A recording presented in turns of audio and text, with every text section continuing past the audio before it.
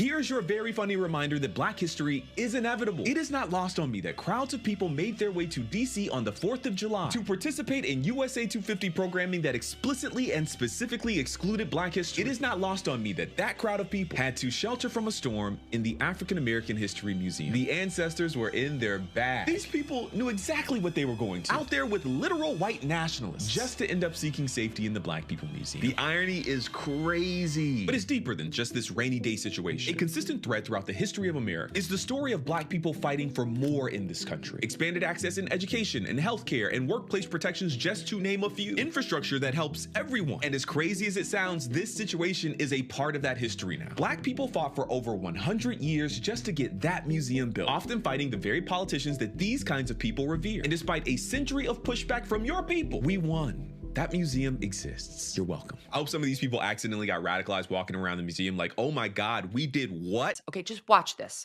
5,000 Trump supporters ran to hide from the storm and ended up sheltering inside the African American History Museum. Think about that for a second. The same MAGA movement soaked in Christian nationalism, the same crowd that cheers on Patriot Front racists marching around DC, the same people who shit on Black American history and push more institutional racism, they mock Black communities every day. They deny racism even exists. Then the second their asses are in danger from the rain, where do they run? Straight to the African American Museum for shelter. It's pure hypocrisy. It's so not reciprocal. They spread so much hate toward Black Americans and then huddle under the actual banner of their history museum like it's nothing. This moment feels incredibly symbolic. It's like an episode of Curb Your Enthusiasm on steroids. These MAGA supporters expose their own contradictions in the most embarrassing way possible. What a perfect picture of the movement Donald Trump built. Hi guys, my name is Kelvin, and you're welcome back to the channel. Let me tell you something that just happened in Washington, D.C. that has me sitting here shaking my head and smiling at the same time. Thousands of MAGA folks showed up for Freedom 250. Flags flying, red hats on, ready to cheer their leader. Then the sky opened up. Lightning, thunder, hard rain. Storms rolling in fast. Organizers, Secret Service, Park Police, FEMA, everybody said the same thing. Get off the mall, get inside, now. And where did a whole lot of them end up? Inside the National Museum of African American History and Culture, the Black Museum, the one dedicated to the very history some of these same people have spent years trying to erase, defund, mock, or rewrite. I need you to sit with that for a second. Their leader didn't have a plan for them when the weather turned. No food, no real shelter set up. Just scatter. And the place that opened its doors and took them in was the museum built by the very people whose story they keep trying to bury. Karma didn't just knock. Karma walked them through the front door, handed them a visitor badge, and said, "Welcome, the ancestors been waiting." That's not a coincidence, that's a message. And the comments, the videos, the people online laughing and pointing, they're not wrong, because the irony is thicker than the storm clouds that night. Stay with me, we're about to break this all the way down. Y'all, these people had to take shelter in the African American History Museum. What?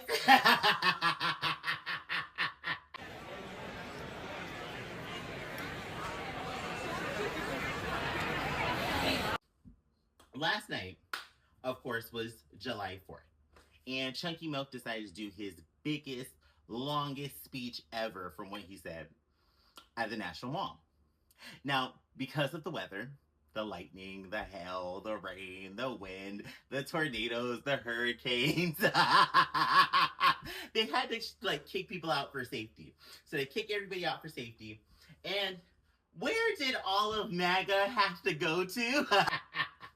Y'all support the man who said the African American History Museum should not exist.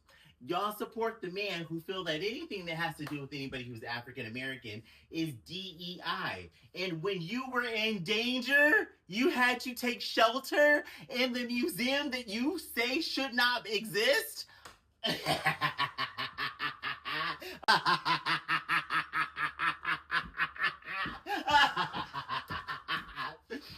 Oh, you can't make this up. You cannot make this up. You can't make this up. Y'all literally will spend your time ragging on Black people just for existing. Y'all will make Black people seem like they are the worst people in existence just because they're breathing and figuring out a way to live life as you continue to try to oppress us.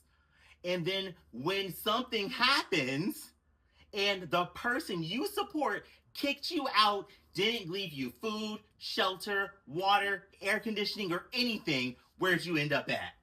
The African American History Museum. Crazy.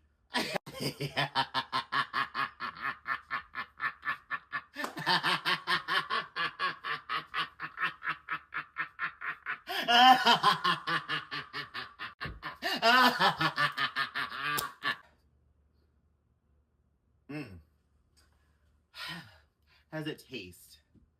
Best like a greasy nickel.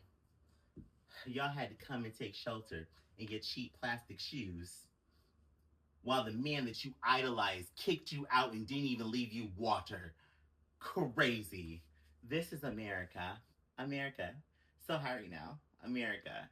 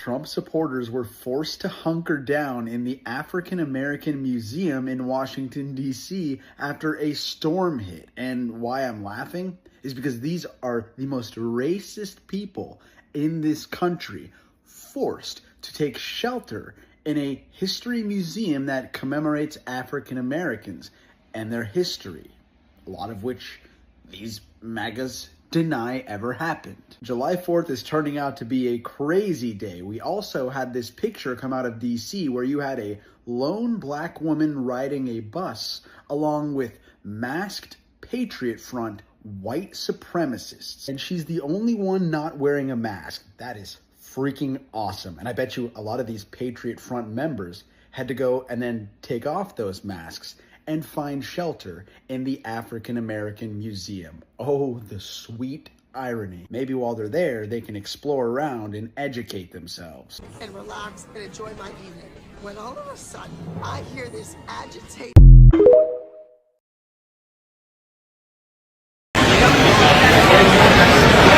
Man, it's too much people in the museum, man. It probably smells crazy in there, man. Like, when it's too much people together, it starts to smell, you know what I mean? Roll a clip. Damn, too much people, man.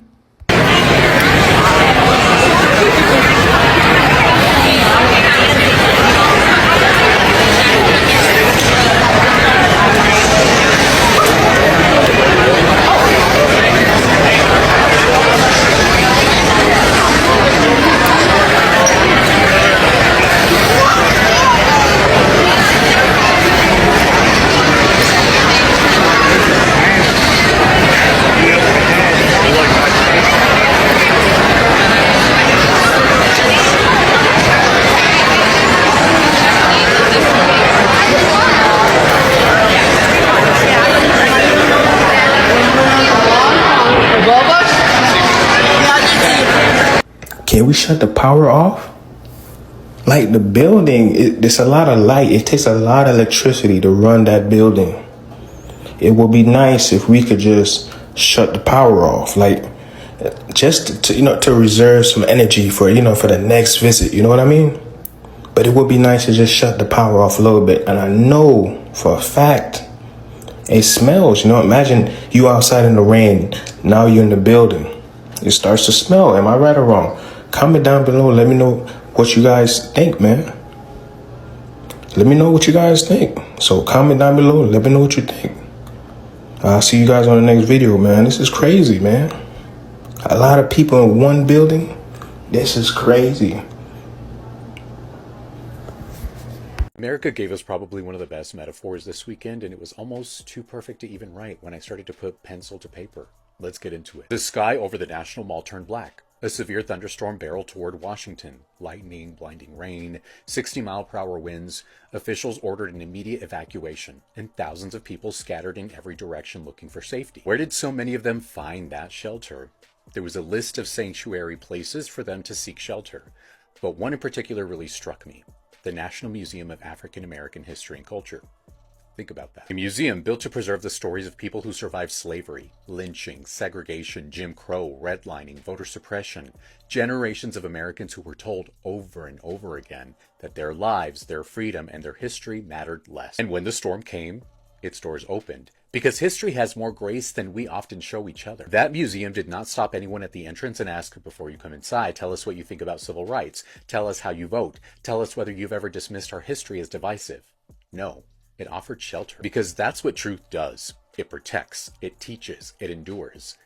The irony is breathtaking. There are some voices in this country that want to sanitize our past, erase uncomfortable chapters, ban books, silence conversations, and pretend that telling the truth about American history somehow weakens America. But it doesn't. Refusing to confront history weakens America. Truth has never been the enemy of patriotism. Ignorance is.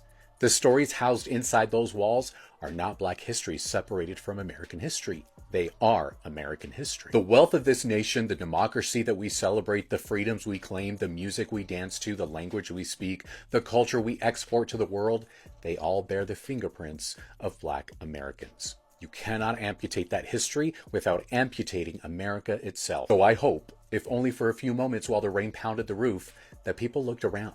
I hope they realized that they weren't just taking refuge in any ordinary building. They were standing inside a reminder that the people this nation has so often marginalized have spent centuries doing something extraordinary. Building America, defending America, saving America. And even on one stormy evening in Washington, offering America shelter once again.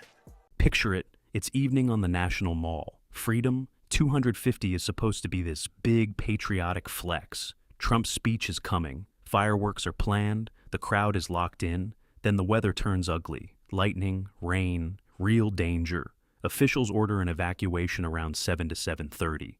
Federal buildings open up. Commerce, Agriculture, IRS, Jefferson Memorial, Reagan Building, Smithsonian museums. And one of those museums fills up fast. The National Museum of African American History and Culture. Reports said it hit capacity. People still outside in the rain. Inside, an eyewitness journalist said the place was packed with Trump supporters. Some claims put the number in the thousands. Now, pause right there. These are the same people who have cheered when politicians talked about gutting DEI. The same circles that treat woke history like a dirty word. The same energy that has spent years attacking the Smithsonian, attacking honest teaching of slavery, Jim Crow, civil rights, and the full American story. And where did the storm send them? Straight into the building that holds the evidence. The chains, the protest signs, the stories of people who fought for the right to even stand on that mall without permission. The museum that exists because Black people refused to let the country forget. Their leader left them without a solid plan when the sky broke open. No organized shelter, no food stations ready, just find somewhere. And the somewhere that took them in was the Black Museum. That's not just bad logistics, that's poetic. Some of y'all in the comments already said it better than I can. Their leader left them without food and shelter, so they had to be protected inside an African American museum. Probably too stupid to see the karma, and they would have turned us away. Good thing I don't run that museum. I would have lit that PA system up with Black history facts every 15 minutes. I feel that, because if I'm running that building that night, the intercom is not playing soft jazz. It's playing the real story on loop. Welcome to the National Museum of African American History and Culture. While you wait out the storm, here's a little reminder about who built this country and who got written out of the story for too long. Every 15 minutes, no commercials, just truth. Some of them walked in soaking wet, still wearing the hats, still carrying the flags, and stood under the same roof that holds the history they claim makes them uncomfortable. The same history their movement has spent years trying to soft pedal or erase. And let's be real, plenty of them already know the history. They just don't want it centered. Some keep the twisted little keepsakes and the talking points at home for the right audience. But God has a sense of humor, and that night, God put them inside the building they love to hate from a distance. Their leader didn't have a place ready for the people who voted for him to go, so the ancestors did. God moves in mysterious ways, directions, and places. Sometimes the mysterious place is the front door of the African American History Museum. While the rain is pouring and the lightning is cracking over the mall, they delayed the speech, they delayed the fireworks. Crowds had to wait for the weather to clear before they could go back out. And while they waited, a whole lot of them were standing in a museum that refuses to let America forget what it did, and what it still owes. That's not random, that's a living parable. You can wave the flags, you can chant the slogans, you can talk about taking the country back, but when the storm comes and your leader doesn't have a roof ready, the roof that opens is the one built on the backs of the people you keep trying to silence. Learn while you're in there, think while you're in there. Maybe, just maybe, let the walls talk back, because the ancestors don't play. So next time somebody tries to tell you history doesn't matter, or that certain museums are too political, remember this night. Remember the rain. Remember the evacuation. Remember where thousands of them ended up when their big event had no plan for the weather.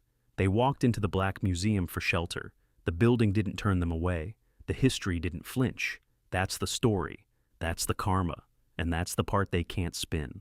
I'll see you in the comments. Stay sharp, stay honest, and never forget who the storm sent them to. Peace.